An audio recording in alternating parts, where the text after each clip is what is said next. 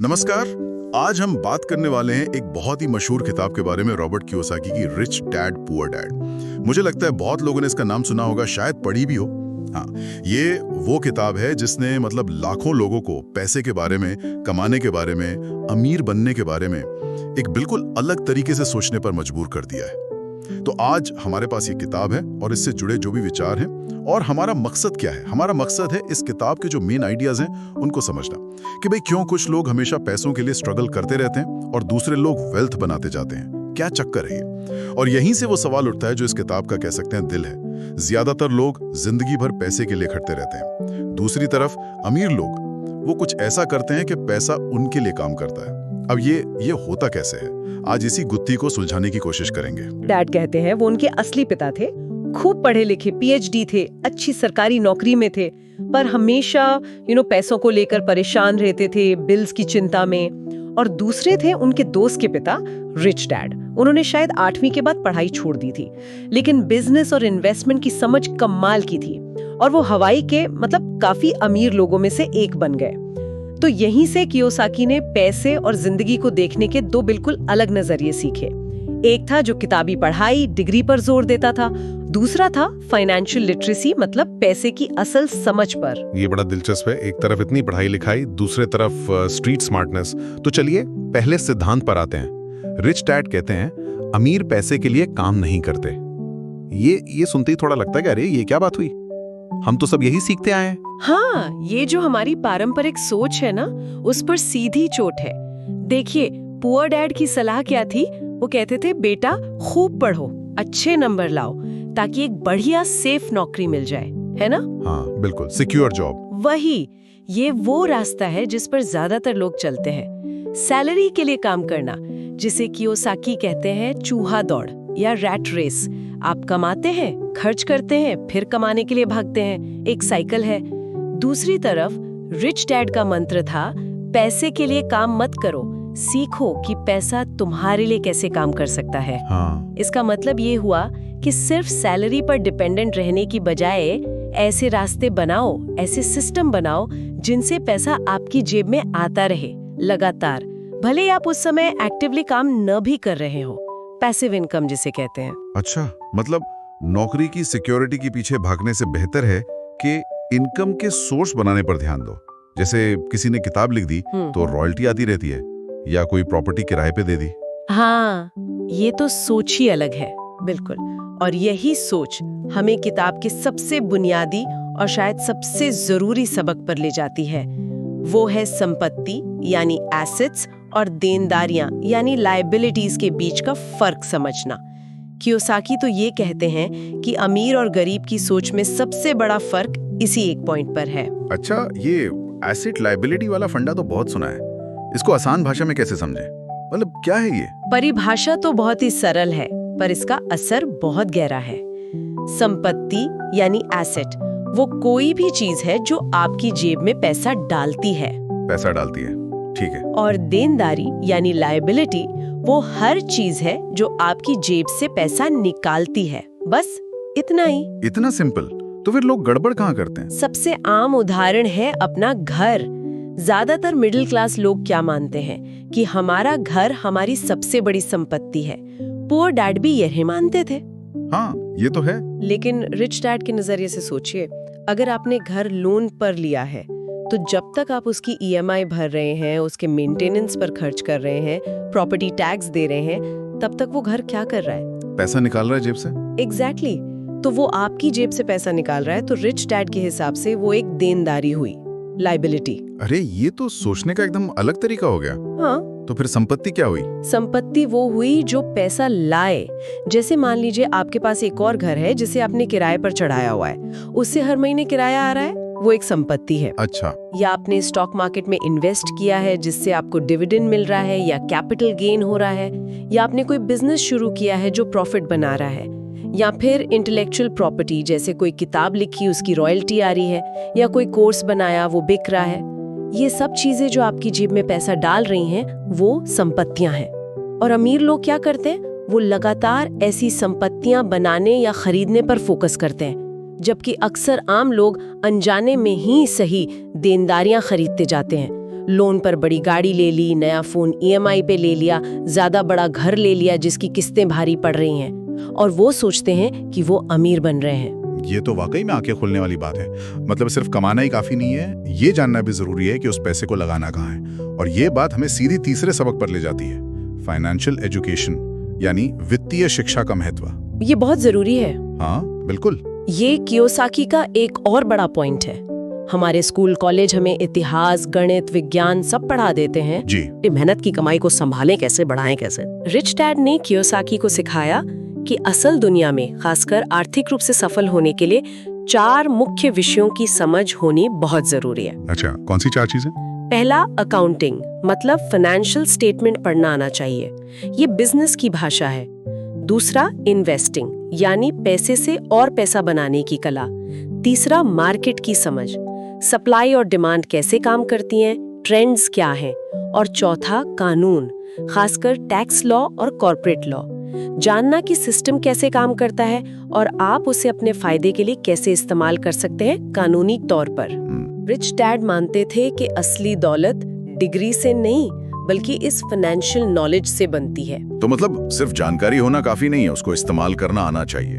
और शायद यहीं पर मानसिकता, माइंडसेट का रोल आता है। ये हमें चौथे सबक पर लाता है, आपकी सोच बहुत मायने रखती है। बिल्कुल सही कहा आपने। कियोसाकी एक बड़ा पावरफुल उदाहरण देते हैं। जब कोई महंगी चीज खरीदने की बात आती थी तो उनके पुअर डैड अक्सर क्या कहते थे, हम ये खरीद नहीं सकते, वी कांट अफोर्ड दिस। और बस बात वहीं खत्म हो जाती थी। हाँ, दिमाग बंद। हाँ, दिमाग बंद। लेकिन उसी सिचुएशन में रिच डैड क्या पूछते थे? वो खुद से या रॉबर्ट से पूछते थे, हम इसे कैसे खरीद सकते हैं? How can we afford this? अरे वाह, कितना छोटा सा फर्क है, नहीं की जगह कैसे पर। सोच में जमीन आसमान का अंतर आ गया। हाँ, देखिए ना, पहला वाक्य हम नहीं खरीद सकते, वो आपके दिमाग के दरवाजे बंद कर देता है। आपने मान लिया कि ये नामुमकिन है, सोचना बंद कर दिया, आप विक्टिम बन गए।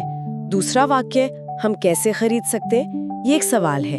ये आपके दिमाग को चैलेंज करता है, उसको एक्टिवेट करता है। ये आपको मजबूर करता है कि आप समाधान ढूंढे, क्रिएटिव बने, नए रास्ते तलाशें। हो सकता है आपको कोई नया बिजनेस आइडिया सोचना पड़े, या कोई इन्वेस्टमेंट का मौका ढूंढना पड़े, या कोई नई स्किल सीखनी पड़े। ये कैसे वाला सवाल ही है जो पॉसिबिलिटीज के दरवाजे खोलता है। ये आपको पैसिव से एक्टिव मोड में लाता है। ये तो जिंदगी के हर एरिया में लागू होता है। किसी प्रॉब्लम को देखकर रुक जाना या फिर सोचना कि अच्छा इसे हल कैसे करें, ये माइंडसेट शायद सबसे बड़ा एसेट है। और ये माइंडसेट अगले सबक से भी जुड़ता है कि सीखने के लिए काम करो, सिर्फ कमाने के लिए नहीं। एकदम सही लिंक किया आपने। ज्यादातर लोग जब नौकरी ढूंढते हैं तो सबसे पहले क्या देखते हैं? सैलरी कितनी है, बेनिफिट्स क्या हैं, जॉब सिक्योरिटी कितनी है। पुअर डैड का भी यही नजरिया था। हाँ, आमतौर पे यही होता है। लेकिन रिच डैड की सलाह एकदम अलग थी। उन्होंने कहा, जब तुम यंग हो तो ऐसी नौकरी चुनो जहां तुम्हें सबसे ज्यादा सीखने को मिले, पैसा भले ही थोड़ा कम क्यों ना हो। उनका जोर था स्किल्स हासिल करने पर, ऐसी स्किल्स जो लॉन्ग टर्म में काम आए। अच्छा, तो कौन सी स्किल्स को रिच डैड सबसे जरूरी मानते थे? उन्होंने कुछ खास स्किल्स पर बहुत जोर दिया, जैसे सेल्स यानी बेचना, क्योंकि दुनिया में हर चीज बिकती है, प्रोडक्ट, सर्विस या आपका अपना आइडिया। मार्केटिंग, अपने प्रोडक्ट या सर्विस को सही लोगों तक कैसे पहुंचाएं। कम्युनिकेशन, अपनी बात कहना, लिखना, सुनना। लीडरशिप, लोगों को साथ लेकर चलना। मनी मैनेजमेंट, पैसे को संभालना और बढ़ाना। और हाँ, इन्वेस्टिंग, पैसे से पैसा बनाना। रिच डैड का कहना था कि देखो, नौकरियां तो आती जाती रहती हैं, आज है कल नहीं, पर ये जो स्किल्स हैं ये हमेशा तुम्हारे साथ रहेंगी। ये तुम्हारी असली संपत्ति हैं, जो भविष्य में तुम्हारी कमाई की क्षमता को कई गुना बढ़ा सकती हैं। एक नौकरी आज तुम्हें तनख्वाह देगी, पर सही स्किल्स तुम्हें जिंदगी भर कमाने की ताकत देंगी। ये अपने आप में एक इन्वेस्टमेंट है। तो पहले स्किल्स में इन्वेस्ट करो, पैसा अपने आप आएगा। ये बात तो समझ में आती है, लेकिन जब पैसा आने लगता है तो उसे बचाना भी तो जरूरी है। यहीं पर शायद वो टैक्स और कॉर्पोरेशन वाला छठा सबक काम आता है। हाँ, और ये वो एरिया है जहाँ अमीर और मिडिल क्लास के बीच एक बड़ा फर्क दिखता है, जैसा किताब बताती है। देखिए, ज्यादातर जो नौकरी पेशा लोग हैं या छोटे सेल्फ एम्प्लॉयड लोग हैं, वो पहले कमाते हैं, फिर सरकार को टैक्स देते हैं, और जो बचता है उससे अपना खर्चा चलाते हैं, है ना? हाँ बिल्कुल। पहले इनकम, फिर टैक्स, फिर खर्चे। और अक्सर ये लोग सबसे ज्यादा टैक्स ब्रैकेट में भी आते हैं। अब कियोसाकी के अनुसार अमीर लोग क्या करते हैं? वो अक्सर कॉर्पोरेशंस का इस्तेमाल करते हैं।